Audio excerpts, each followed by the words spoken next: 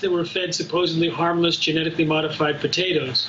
The most shocking moment in his life was actually reading the superficial, flimsy studies, and these were his words, superficial, flimsy, poor studies done by the biotech industry, including Monsanto, to get their foods on the market. He said to me, it was a turning point in my life, Jeffrey. I realized what I was doing and what they were doing was diametrically opposed. I was doing safety studies, but these companies, the biotech companies, were doing as little as possible to get their foods on the market as quickly as possible.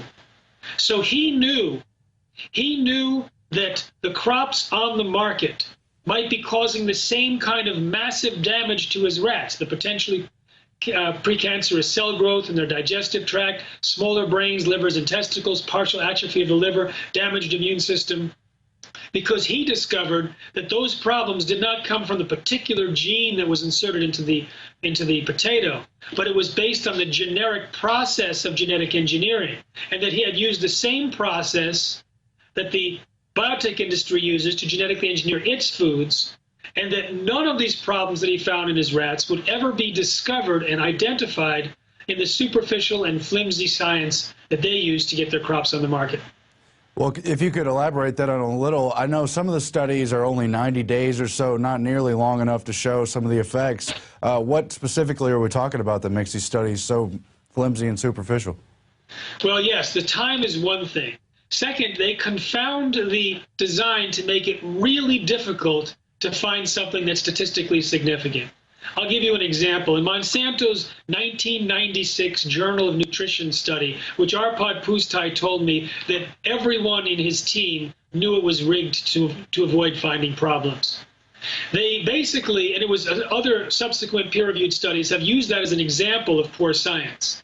They diluted the feed, so they only had 1/12 the amount of protein as the GM soy. So there's almost no GM soy in this supposed feeding study. They added too much protein so that any protein inefficiencies or deficiencies would have been masked out.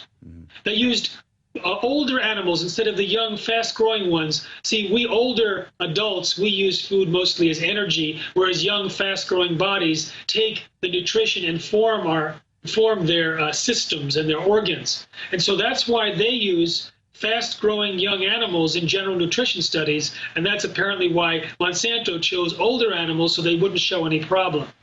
When they wanted to show compositional differences, they wanted to show that the composition of GM and non-GM were the same, they basically picked crops grown in wide variety of conditions to make as much background noise as possible. You're not supposed to do that. You're supposed to grow in side-by-side equivalent conditions. They had one place that they did that. They referred to it in the study, but completely left out the data. That data was then recovered from the archives of the journal and made public. It turns out the reason why Monsanto did not release the full data from their study was it because it showed that their genetically modified soy, when cooked, had as much as 7 times the amount of a known allergen and about twice the amount of an anti-nutrient, something that blocks the absorption of nutrients. So when they find problems, they leave it out. And when they conduct their studies, they design it so that it's very difficult to find statistical significance. There was one study done by another company. It was Aventis, and they found that twice the number of chickens died when they ate their genetically modified corn. But the study was designed so poorly that even a doubling of the death rate was not statistically significant. Outrageous. Now talk about some of the findings that have been shown in the independent studies. I know they've been correlated over the years. Well, let's do it in the terms of scientists under attack, because I think it's interesting to contrast what these scientists have found and the reaction by the biotech industry. We'll start already with Part2of5 since we're almost there. He took potatoes genetically engineered to produce an insecticide and fed them to one group of rats. A second group of rats got non-GM potatoes, and a third group of rats got non-GM potatoes, plus their diet was spiked with the same insecticide that the GM potato produced. But only the rats that ate the genetically modified potato got hurt. So it was not the insecticide. It was somehow the process of genetic engineering that caused the massive collateral damage in the DNA of the crops, which caused some kind of toxin or some real problem or set of problems in the potato. And when he discovered his the issue. He was invited to go on television and speak. He was given permission from his director. And when he spoke on TV, he was a hero at his prestigious institute. The director took over all of the media, declared his research, world-class and life-changing and all that. And then 2 phone calls were placed by the UK Prime Minister's office, forwarded through the receptionist to the director. And the next day, that same director who the day before was praising Arpad Pusztai fired him after 35 years and silenced him with threats of a lawsuit.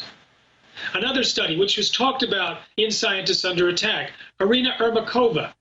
She fed genetically modified soy, the same soy grown on 93% of the acreage of soy in the United States, fed soy flour to female rats starting 2 weeks before they got pregnant. More than half of their babies died within 3 weeks. The babies were also smaller and could not reproduce. This compared to a death rate of only 10% when the mothers were fed non-GM soy.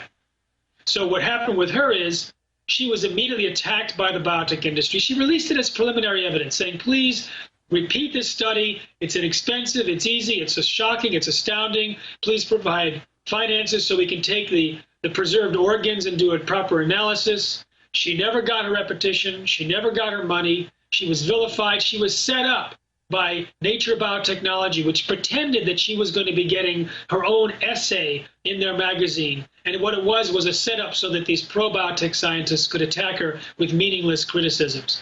She told me after we spoke at the EU Parliament that documents were stolen and burnt on her desk. Samples were stolen from her laboratory. One of her colleagues tried to comfort her by saying, well, maybe the GM soy will solve the overpopulation problem.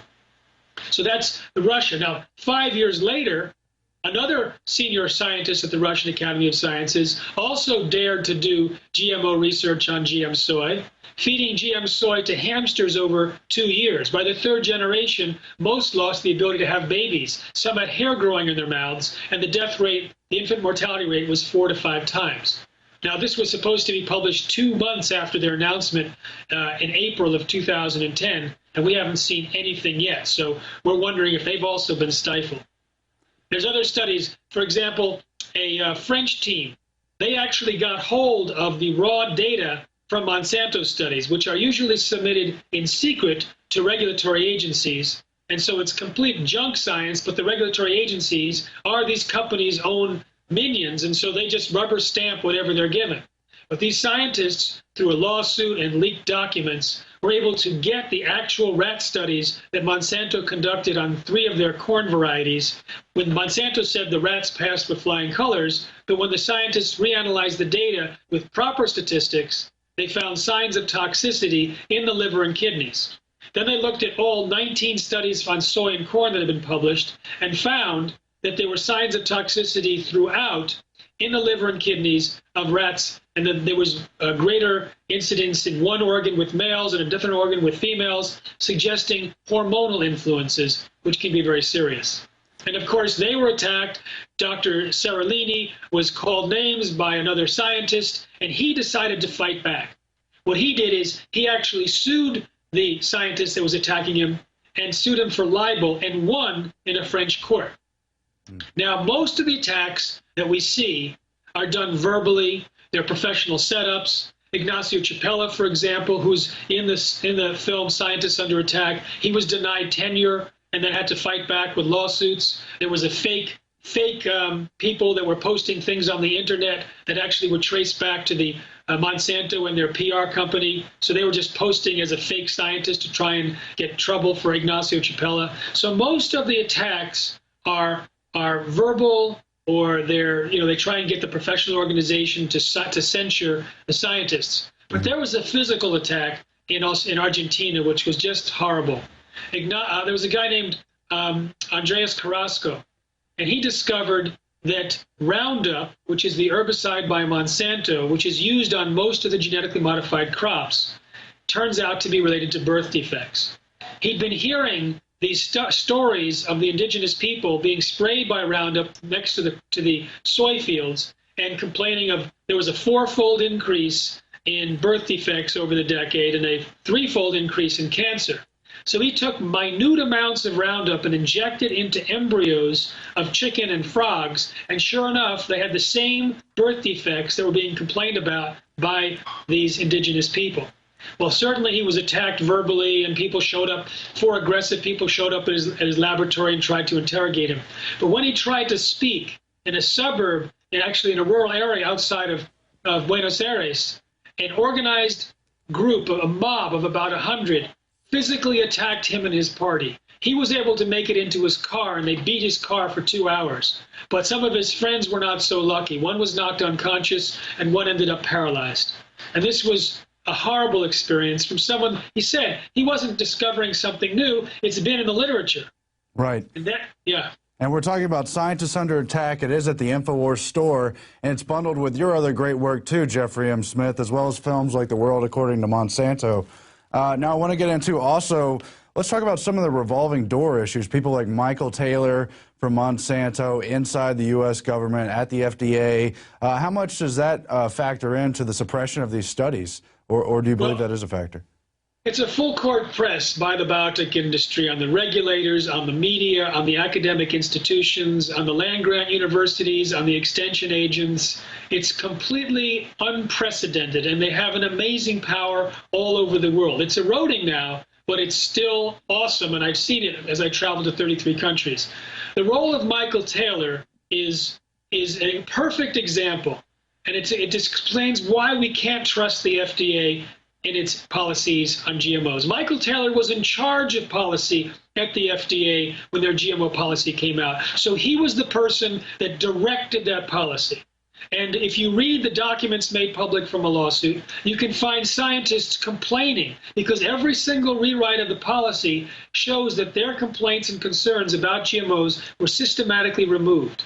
And one person said, what's become of this document? It's basically a political document. It has no science in it, and it has no attention to the unexpected side effects. You see, the overwhelming consensus among the scientists at the FDA were that GMOs were inherently dangerous and could create allergies, toxins, new diseases, and nutritional problems. They urged over and over to their superiors to require long-term study. But the policy came out and said, we don't see any real significant difference with GMOs. It's so similar to other foods, no testing is necessary. They said no labeling is necessary. They said companies like Monsanto that make most of the GMOs, they told us that PCBs were safe, they lied. They told us that DDT and Agent Orange were safe, they lied. But now they can tell us whether their GMOs are safe and not even tell the FDA. Now it turns out Michael Taylor was Monsanto's former attorney, and after he presided over the policy, he went to the USDA and worked on biotech issues, and then became Monsanto's vice president. And now the Obama administration put him in as the U.S. food safety czar. So we have the fox guarding the hen house, and we have people from Monsanto telling us that Monsanto will protect us, we should trust Monsanto. However, I talked to one Monsanto scientist, and he's a former Monsanto scientist. He said he saw problems in safety studies on Monsanto's crops. It was from his friends who were doing the studies. And instead of withdrawing the crops that were causing the harm to the animals, they simply rewrote the study so it would appear to be less harmful. He said 3 of his colleagues at Monsanto were doing safety studies on bovine growth hormone. They found so much IGF-1 in the milk, which is linked to cancer. These 3 scientists refused to drink milk thereafter unless it was organic. One bought his own cow because they refused to eat the products that were affected by Monsanto's own genetically modified drug. Now, Jeffrey, we know some of these effects can take as long as the 3rd generation to show up in the rat studies. Now, if that happens in humans, is there a plausible deniability for Monsanto and the other responsible parties? What's going to happen when this starts to affect large sectors of the population down the road? Well, first of all, you're assuming it's going to be down the road. I interviewed a pediatrician this morning, and she's describing new ailments that she hasn't seen before that have been on the rise in the last 10 to 15 years. She's very worried that GMOs are a major contributor to the autism spectrum explosion, to the food allergies, to the enormous problems with digestion in the babies and in the whole new generation. When GMOs were introduced in 1996, 7% of us in America had at least 3 chronic illnesses. and that jumped to 13% in just 9 years. Reproductive problems have gone up. Food allergies have gone up. Gastrointestinal problems have gone up. When you look at the animal feeding studies, as the American Academy of Environmental Medicine did, they said these are the problems that are associated with the animals. Reproductive problems, immune system problems, accelerated